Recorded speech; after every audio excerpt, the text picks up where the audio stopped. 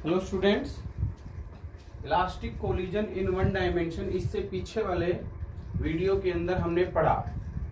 जैसे हमारा टॉपिक चल ही रहा है वर्क, एनर्जी एंड पावर, तो उसके अंदर हमने क्या कर लिया था, लास्ट वीडियो हमने elastic collision in one dimension का कर लिया था। ठीक है, ये हमने किया था elastic collision in one dimension. ठीक है, या इसको हमने क्या कहा था, हेड ऑन कोलिजन भी कहा था। ठीक है, मींस इसके अंदर हमने क्या किया था कि दो बॉडीज ली थी, ए बॉडी बी बॉडी, इसका मास m1, इसका मास m2। ये u1 वेलोसिटी से चल रहा था, ये u2 वेलोसिटी से चल रहा था। जब u1 ज्यादा हो गई थी किससे, u2 से, तो दोनों कोलाइड कर गई थी और कोलिजन के बाद अलग अलग हो गई थी। ये v2 वेलोसिटी से आगे चली गई थी, ये v1 वेलोसिटी से आगे चली गई थी। और जब v2 ज्यादा हो गया था v1 से, तो दोनों अलग अलग हो गई थी। यही बात है। ठीक है, और इसके फॉर्मूले आपको ध्यान होंगे। v1 हमने क्या निकाला था, m1 minus m2 into u1 plus 2m2u2 divided by m1 plus m2। और v2 इज इक्वल टू, मैंने क्या था ना, एक याद रख लो, दूसरा अपने आप याद हो जाएगा। सबस्क्रिप्ट इंटरचेंज कर दो, m2 minus m1 into u2 plus 2m1 u1 divided by m1 plus m2। ये फॉर्मूले थे। ठीक है, v1 और v2। और मैंने कहा था जब भी हम न्यूमेरिकल करेंगे ये दोनों फॉर्मूले आपको क्या याद होने चाहिए। ये हमने पीछे वाले वीडियो के अंदर किया था और इसके ऊपर जितने भी स्पेशल केसेस थे वो मैंने डिस्कस कर दिए थे कि दोनों बॉडीज का मास सेम हो जाए तो क्या हो। ठीक है, एक बॉडी जो टारगेट बॉडी है बी है वो रेस्ट पे आ जाए। ठीक है, उसके बाद क्या दोनों बॉडीज का मास सेम हो जाए, m1 का मास बहुत ज्यादा हो जाए m2 से, या m2 मास है वो बहुत ज्यादा हो जाए m1 से। ये सारे स्पेशल केसेस हमने डिस्कस कर लिए। ठीक, इस वीडियो के अंदर हम इसके ऊपर पूछे क्या, न्यूमेरिकल्स डिस्कस करेंगे। तो पहला क्वेश्चन ले रहा हूं मैं, ये दोनों फार्मूले याद होने चाहिए। जब भी क्वेश्चन करो तो साइड में दोनों फार्मूले लिख लेना, elastic collision in one dimension के। ठीक है, प्रॉब्लम फॉर प्रैक्टिस के जितने भी क्वेश्चन करो दोनों फार्मूले साइड में अपने लिख लो। ठीक है, और जब भी क्वेश्चन करो तो उसके अंदर दोनों को पुट करो ताकि बार बार लिखोगे तो याद हो जाएंगे। तो एक क्वेश्चन ले रहा हूं इसी के ऊपर।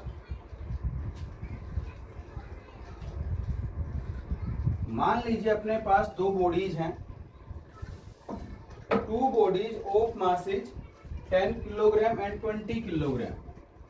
ये दिया हुआ क्वेश्चन में, two bodies of masses 10 kilogram and 20 kilogram approach each other।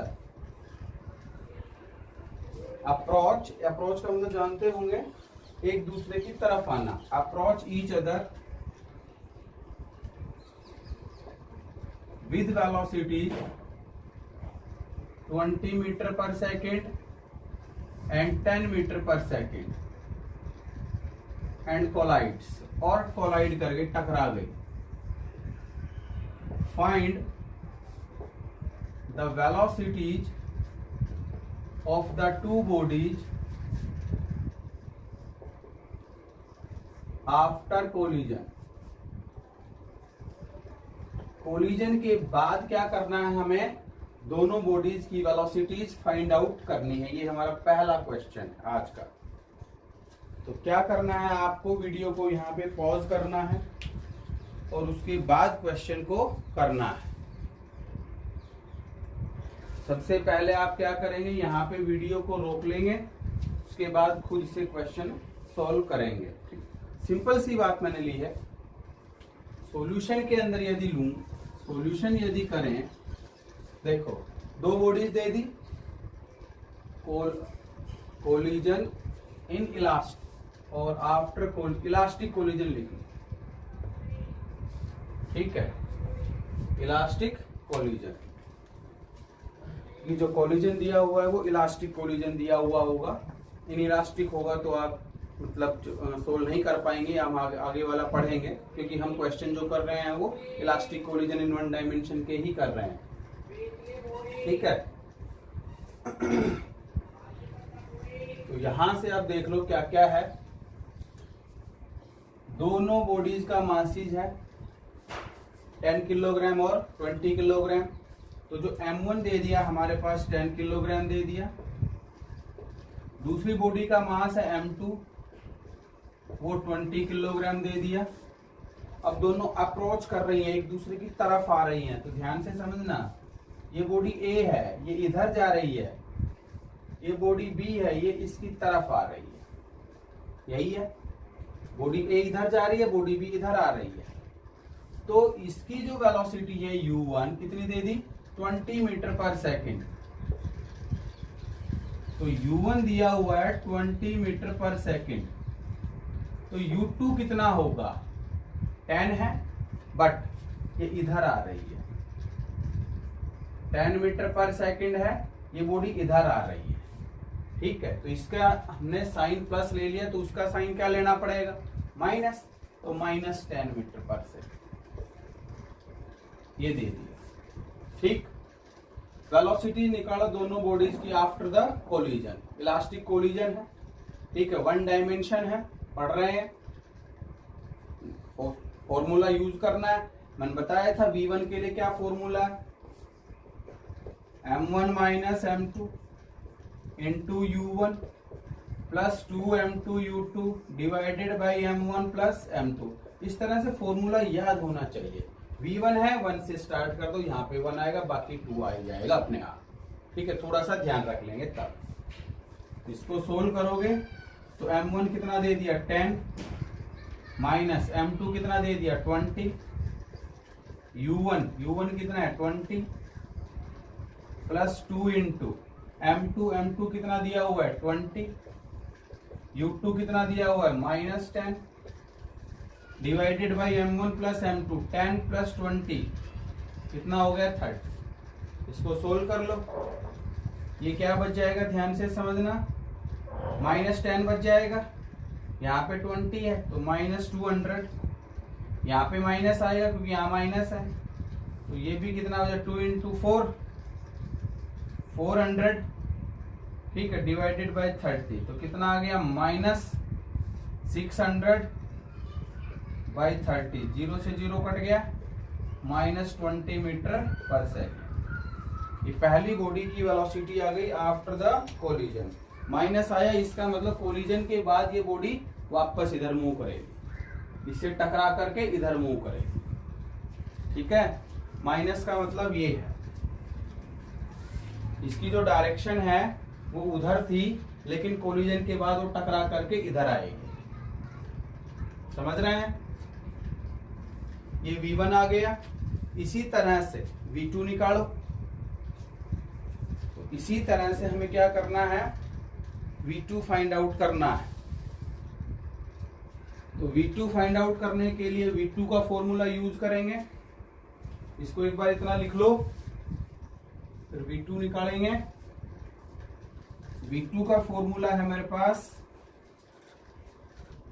V2 is equal to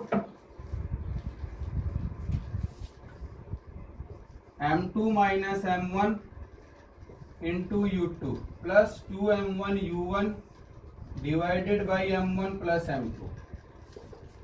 M2 की वैल्यू है 20 माइनस 10 इंटू U2 है -10 प्लस 2 इंटू M1 है 10 और U1 है 20 डिवाइडेड बाई 10 प्लस 20 कितना आ गया? 30। सोल्व करो इसको तो ये आएगा, देखो 10 और 10 इंटू 10 100, माइनस का आएगा, प्लस ये आ जाएगा 400 डिवाइडेड बाई 30। 300 बच गया, 10 आ गया। ठीक है, तो यहां से जो बॉडी B है वो उसी डायरेक्शन के अंदर मूव करेगी। 10 मीटर पर सेकंड से। इसकी डायरेक्शन इधर थी, तो इसकी डायरेक्शन इधर हो जाएगी। इधर बॉडी ए मूव कर रही थी उसी की डायरेक्शन में, मतलब कोलिजन से पहले जहां बॉडी ए जा रही थी, ठीक है, जो बॉडी बी जो है वो कोलिजन के बाद उसी डायरेक्शन के अंदर जाएगी। ठीक है, तो प्लस का मतलब बॉडी बी से टकराई वापस हो गई, ए बॉडी से टकराई इधर आ गई। समझ रहे हो, कोलिजन के बाद इनकी सिचुएशन ये हो जाएगी, ए है वो इधर मूव करेगी, जो बी है वो इधर मूव करेगी। ठीक है, क्या है ये कोलिजन के बाद की स्थिति है। कोलिजन से पहले देखो दोनों एक दूसरे की तरफ अप्रोच कर रहे थे, कोलिजन के बाद दोनों एक दूसरे से दूर जाएंगे। ठीक है, ये क्या साइन कन्वेंशन के हिसाब से पता लगाया हमने, ये साइन कन्वेंशन की हेल्प से हमने किया है ऐसा।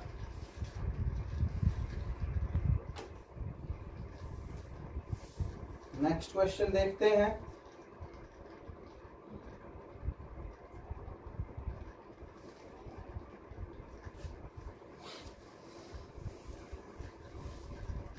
इसको इतना लिख लो, फिर अगले क्वेश्चन के ऊपर चलते हैं हम। एक सिंपल सा क्वेश्चन था, ठीक है, थोड़ा सा इससे क्या एक मीडियम टाइप का क्वेश्चन लेते हैं, मतलब इससे थोड़ा सा हार्ड, ज्यादा हार्ड नहीं, थोड़ा सा। ये तो सिंपल सा क्वेश्चन था, फॉर्मूले में पुट करो और क्या कर दिया हमने, कैलकुलेशन सॉल्यूशन इसका कर लिया। अगले क्वेश्चन की तरफ बढ़ते हैं। इसको लिख लिया होगा आपने।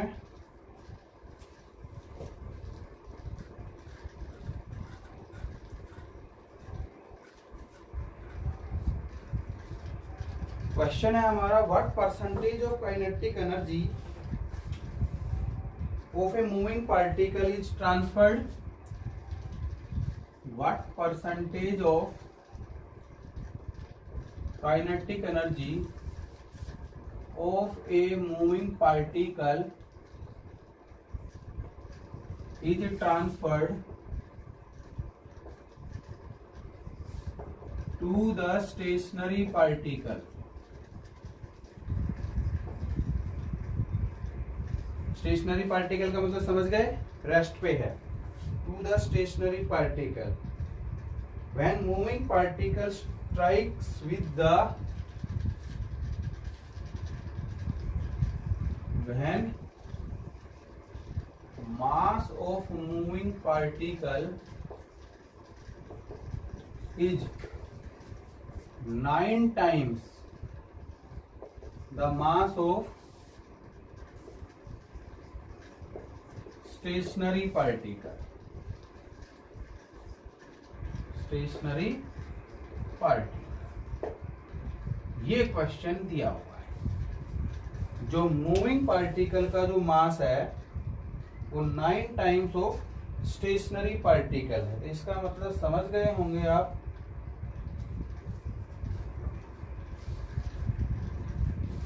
ठीक, ध्यान से समझना, क्वेश्चन समझ जाओ बस, बाकी सॉल्यूशन आपको आता रहे, आ जाएगा, कोई दिक्कत वाली बात इसमें होगी नहीं। देखो कैसे है, ये एक मूविंग पार्टिकल है ए, ये स्टेशनरी पार्टिकल है बी। स्टेशनरी है तो इसकी वेलोसिटी कितनी होगी, 0 होगी।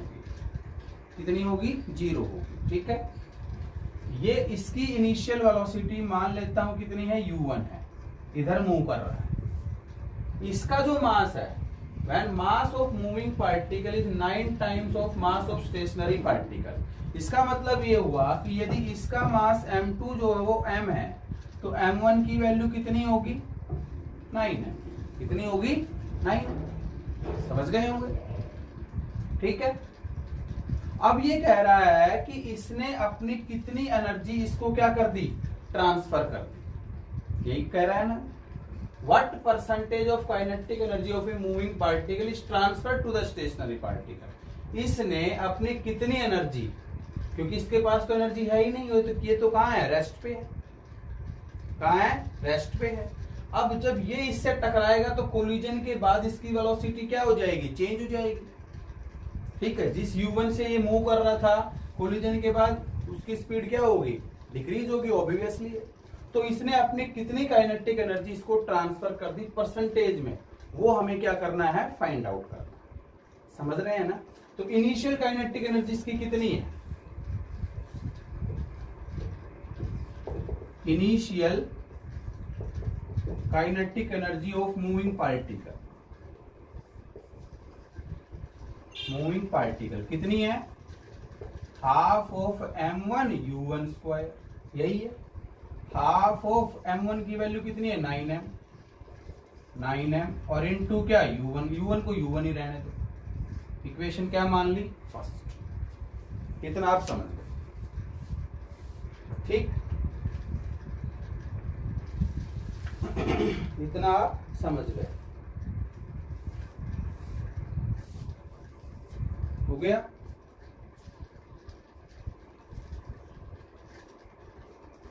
इतना आप समझ गए यहां से।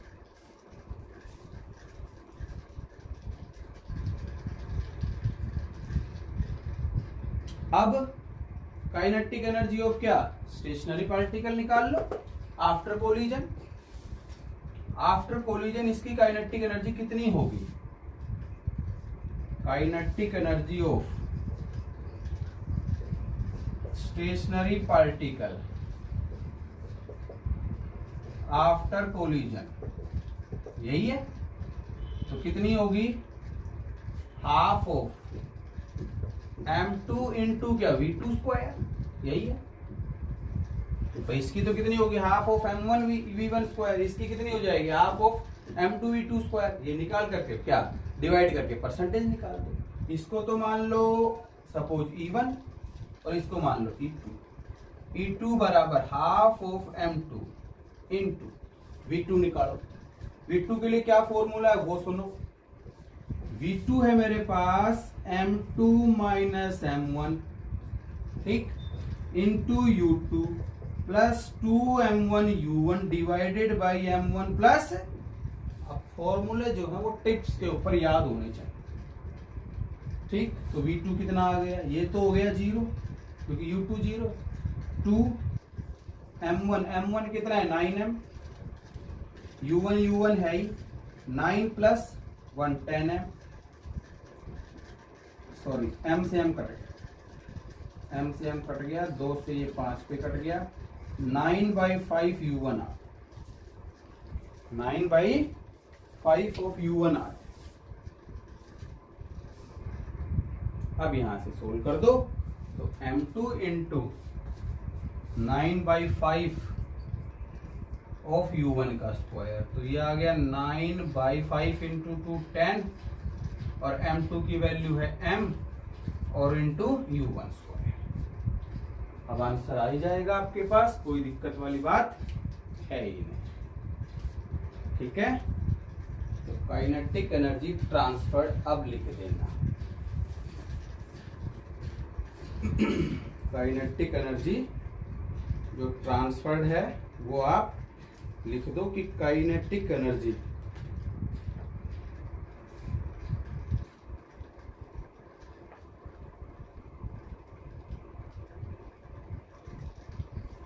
सोल्व कर लो। तो kinetic energy transferred, percentage kinetic energy transferred, तो यहां से ये आ जाएगा अपने पास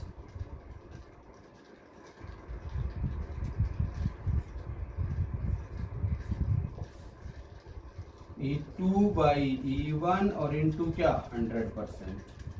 E2 की वैल्यू है हो गई 9m U1 square by 10, E1 ये आ गया 2 पलट के ऊपर चला गया, 9m U1 स्क्वायर नीचे आ गया, ये कट गया, 9 से 9 कट गया, और इंटू 100 है, 10 से 10 कट गया, 20% आंसर।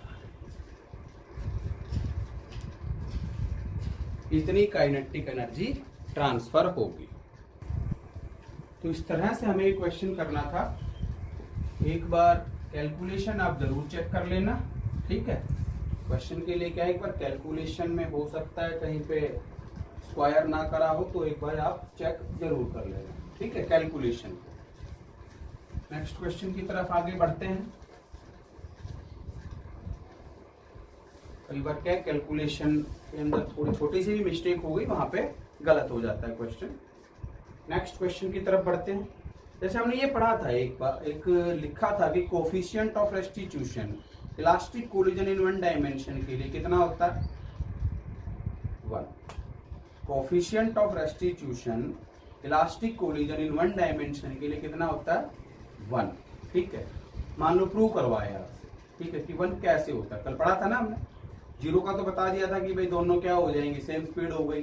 ठीक है, इसके अंदर परफेक्टली इन इलास्टिक कोलिजन के अंदर तो v2 माइनस v1 वो तो क्या हो गया था? 0 ही हो गया था।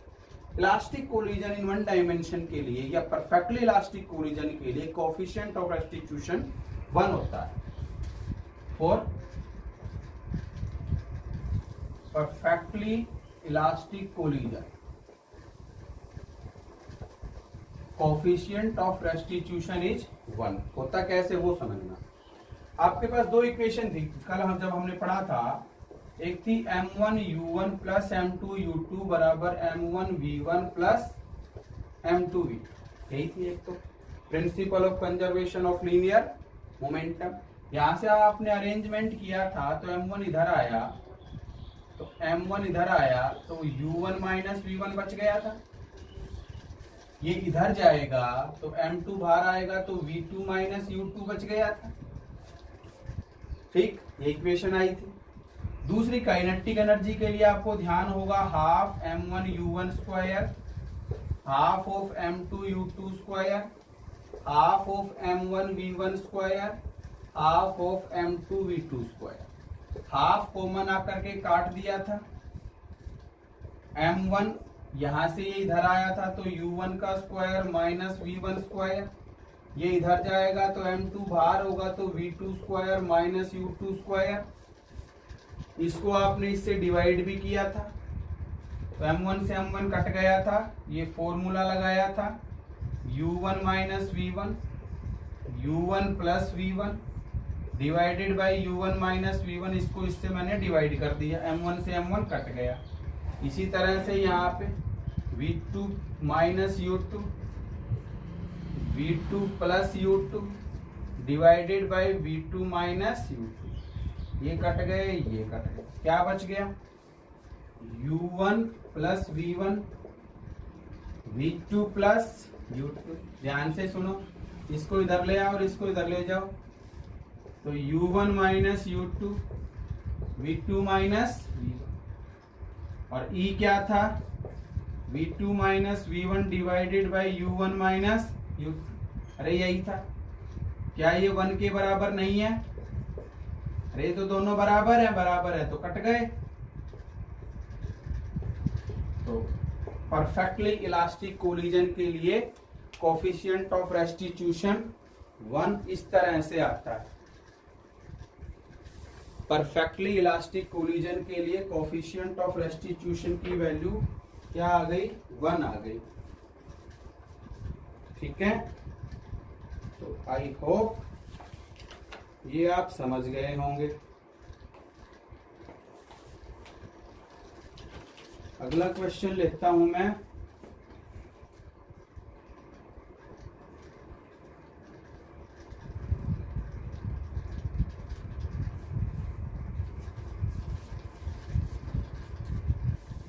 एक क्वेश्चन दे रखा है, ठीक है, ये तो एक छोटा सा पार्ट था, ये हमने पढ़ा था। तो कोफिशिएंट ऑफ रेस्टिट्यूशन की वैल्यू 1 जो है वो कैसे आती है वो मैंने यहाँ पे डिस्कस कर दिया है। नेक्स्ट क्वेश्चन लेते हैं। जितने ज्यादा क्वेश्चंस आप करेंगे फिजिक्स समझ आएगी, ठीक है, और यदि क्वेश्चन नहीं करेंगे तो दिक्कत होगी। ये दे रखा है a ball whose kinetic energy is E, a ball whose kinetic energy is capital E दे रखा है, is projected at an angle of 45 degree, projected at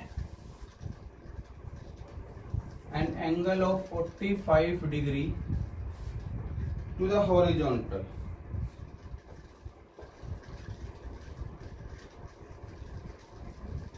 पूछ रहा है आपसे what is the kinetic energy of ball at highest point of its flight.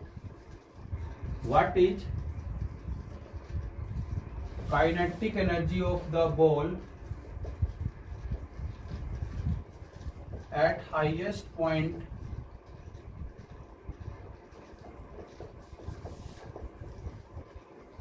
Of its flight. ये question क्या है? Question ये है, क्वेश्चन पढ़ लो एक बार। थोड़ा सा इसके अंदर प्रोजेक्टाइल भी इंक्लूड कर दिया। इसके अंदर क्या इंक्लूड कर दिया? प्रोजेक्टाइल भी इंक्लूड कर दिया इस क्वेश्चन में। तो कई बार क्या होता है, जब भी आप कंपटीशन के एग्जाम देंगे तो उसके अंदर क्या है, 2 या 3 कंसेप्ट एक साथ मिला करके देते हैं। ठीक है, +2+2 का भी कंसेप्ट मिला सकता है, +1+1 का भी मिला सकता है, +1+2 का भी मिला सकता है। ठीक है, इस तरह से। तो यहाँ तो 11th पढ़ रहे हैं तो 11th का ही मिलाएगा। आगे जब आप 12th पढ़ेंगे तो उसके अंदर कंसेप्ट कुछ एक 11th के भी डाल देंगे, कुछ एक 12th के भी डाल देंगे। तो ये चीजें हमें ध्यान रखनी है। तो यहाँ पे क्या हुआ, इस तरह से प्रोजेक्ट कर दिया किसी बॉडी को, जानते हैं इस तरह से प्रोजेक्टाइल। इसकी इनिशियल वेलोसिटी u है, मान लेते हैं। कितना एंगल दे दिया? थीटा इसने एंगल दे दिया। यहाँ पे थीटा इज इक्वल टू कितना दे दिया? 45। अब उसकी जो इनिशियल काइनेटिक एनर्जी E है, तो E बराबर क्या होगा? Half of mu²। मान लेते हैं इस बॉडी का जो मास है वो कितना है? m है। इनिशियल वेलोसिटी कितनी दी है? u दी है। तो इनिशियल काइनेटिक एनर्जी कितनी होगी? हाफ ऑफ mu² होगी। अब ये कह रहा है कि हाईएस्ट पॉइंट यहाँ पे पहुंच गया पार्टिकल, यहाँ पे काइनेटिक एनर्जी कितनी होगी? सोचो। एक चीज बताई थी, हाईएस्ट पॉइंट पे पहुंचने के बाद एक कंपोनेंट जो वेलोसिटी का है वो 0 हो जाता है, एक ही कंपोनेंट बचता है। बताओ कौन सा कंपोनेंट बचता है? अब देखो, इसके पास 2 कंपोनेंट हैं। एक तो इधर कंपोनेंट है, कौन सा? u cos theta. एक इधर कंपोनेंट है, कौन सा? u sin theta. ये तो है ux और ये है कौन सा? uy। यही। अब uy तो इसको ऊपर ले जा रहा है और ux इसको इधर लेके जा रहा है, बट हाईएस्ट पॉइंट पे पहुंचने के बाद तो ऊपर जा ही नहीं रही, तो ये वाला कंपोनेंट क्या हो गया? 0। तो कौन सा कंपोनेंट बच गया? केवल ux, u cos थीटा, ये कंपोनेंट बच गया एट हाईएस्ट पॉइंट। तो एट हाईएस्ट पॉइंट पे आप काइनेटिक एनर्जी कितनी हो गई? E डैश मान लेता हूं, हाफ ऑफ m और इंटू ux का स्क्वायर। यही होगा, अरे यही होगा। हाफ ऑफ m और ux की वैल्यू क्या है? u cos थीटा और इसका whole square. Half of m u² और जो cos थीटा है cos 45, और cos 45 की वैल्यू होती है 1/√2। इसका होल स्क्वायर करोगे तो क्या आ जाएगा? 1/2। ये तो E के बराबर है ही। काइनेटिक एनर्जी कितनी होगी? E/2 होगी। ये आंसर, ये आंसर। समझ गए?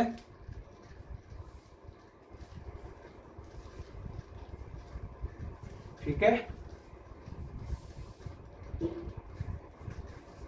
इसको लिख लो। छोटा सा क्वेश्चन था। इस तरह से आपको न्यूमेरिकल्स ध्यान रखने हैं कि कहाँ और क्या पूछ रखा है। कभी आप ये समझो कि भाई इसी तरह से मतलब फॉर्मूले याद रखने से ही सारा काम हो जाएगा, वहां पे सोचना भी है कि अब हम कौन सा फॉर्मूला लगाएं। इसके अंदर प्रोजेक्टाइल इंक्लूड कर दिया तो प्रोजेक्टाइल दिमाग में रिवाइंड हो जाना चाहिए। ठीक है, तो ये चीजें आनी चाहिए हमें। अगला क्वेश्चन लेते हैं।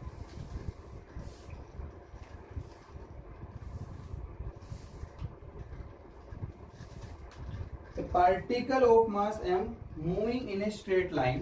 क्वेश्चन दे रखा है, लिख देता हूं, इसको लिख लिया होगा।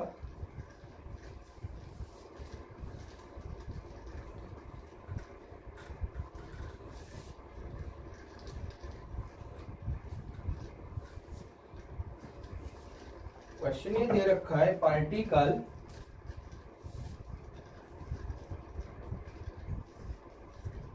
Of mass m moving in a straight line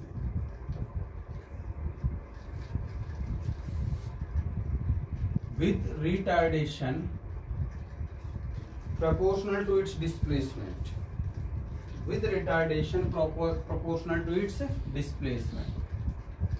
इसका जो retardation है proportional to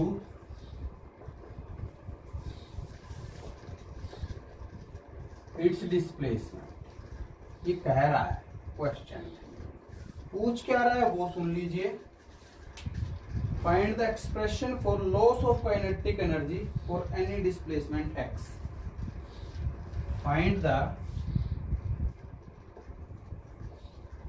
loss of kinetic energy for any displacement, मान लेते हैं x के लिए। x के लिए हमें लॉस ऑफ काइनेटिक एनर्जी निकालना है। x की टर्म में हमें आंसर चाहिए, कहने का मतलब ये है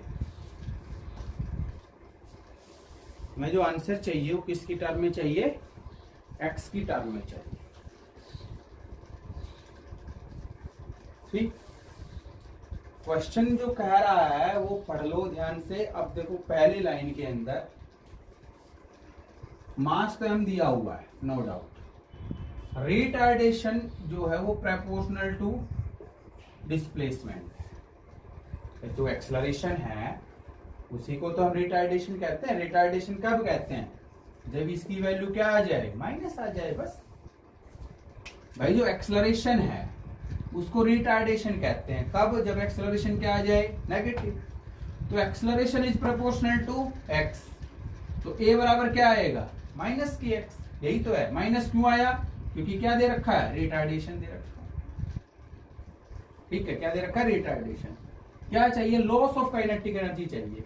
मान लेता हूं किसी भी बॉडी की इनिशियल वेलोसिटी u है, इनिशियल वेलोसिटी मान ली u है और फाइनल वेलोसिटी मान ली कितनी, v है। तो लॉस ऑफ काइनेटिक एनर्जी क्या आएगा, half of m u square minus half of m v square. यदि गेन पूछता तो क्या कहते, half of v square minus half of m u square कह देते। भाई इसमें से ये घटा देता, फाइनल में से इनिशियल। लॉस पूछ रखा तो इनिशियल में से फाइनल, हमें ये चाहिए, ये हमें निकालना।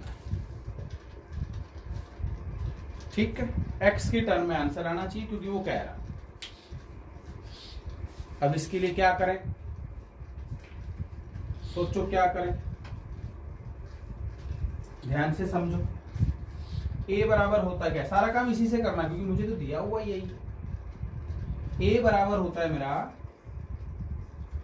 dv बाई dt, यही होता है। एक्सेलरेशन होता है rate of change of velocity. अब देखो पीछे की बात आ रही है नहीं आ रही। काइनेमेटिक्स के अंदर पढ़ा था हमने एक्सेलरेशन वेलोसिटी। तो तभी तो जरूरी है, तब तक हम पीछे का नहीं पढ़ेंगे तब तक आगे समझने में बहुत दिक्कत आएगी।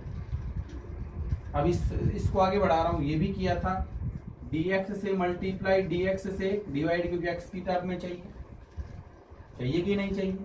ठीक, अब यहां से सुन लो, a बराबर इस dx को पहले लिख दो dx बाई dt और इंटू dv बाई dx।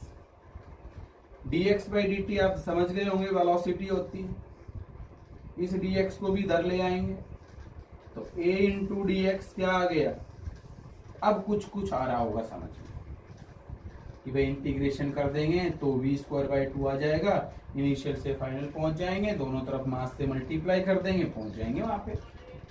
बोलो नहीं पहुंच जाएंगे क्या, समझे ना, पहुंच जाएंगे वहां पे।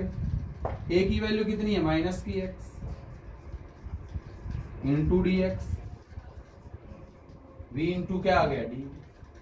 सोल्व कर लो, इंटीग्रेट करके इसको इंटीग्रेशन कर रहा हूं तो ये आ गया, दोनों तरफ इंटीग्रेट कर दो,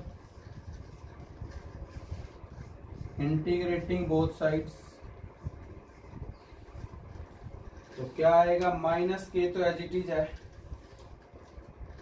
ये इंटीग्रेशन बहुत बार पढ़ाया हुआ है, एक बार फिर बता देता हूँ। x की power n into D x क्या होता है, x की power n plus one upon n plus one. तो x का क्या हो गया, एक्स स्क्वायर बाई 2, 0 से x, v square by 2, initial से फाइनल, यही है u से v। इंटीग्रेशन लगा देना आप, उसके बाद मैंने सीधा सोल्व कर दिया है, ठीक। Upper limit minus lower limit, minus के x रखोगे तो एक्स स्क्वायर बाई 2 आना है, माइनस 0 का तो कोई फायदा है ही नहीं। हाफ ऑफ ये आ गया v स्क्वायर और माइनस क्या u स्क्वायर, समझ गए होंगे। देखो आंसर आ रहा है कुछ, ये माइनस इधर दे दो तो के एक्स स्क्वायर बाई 2 बराबर क्या आ गया, half of u square minus v square. आ गया आंसर। दोनों तरफ m से क्या कर दो, मल्टीप्लाई, इधर भी m से मल्टीप्लाई, इधर भी m से मल्टीप्लाई। बोलो ये बना है या नहीं बना, half of m u square minus half of m v square. आ गया आंसर किसके बराबर, हाफ ऑफ m के एक्स स्क्वायर। तो इसका आंसर क्या आया, हाफ ऑफ m के एक्स स्क्वायर, ये आंसर, ठीक। ऐसे क्वेश्चंस को करना है, हम क्वेश्चन को ध्यान से पढ़ करके और फिर करना है, ठीक है, इस तरह से। तो elastic collision in one dimension के ऊपर कुछ एक क्वेश्चन, कुछ एक जनरल क्वेश्चंस थे, ठीक है। जेईई मेन के अंदर आए हुए क्वेश्चन है जो दोनों पीछे के कराए हैं। तो हालांकि प्रैक्टिस में आ जाएंगे तो फटाफट आप क्वेश्चन करना शुरू कर देंगे, तो कंसेप्ट बेस्ड क्वेश्चन है ये।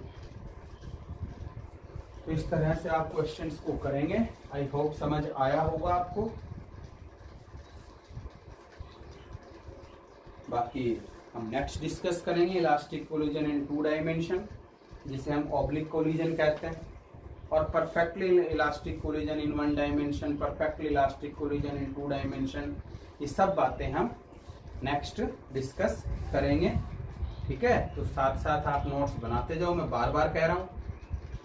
ये कहेंगे सर फोटो खींच कर, यहाँ से ये मैंने लिख रखा है, यहाँ पे वीडियो पॉज कर लो, और वीडियो पॉज करके क्या कर लो, यहाँ पे लिख लो।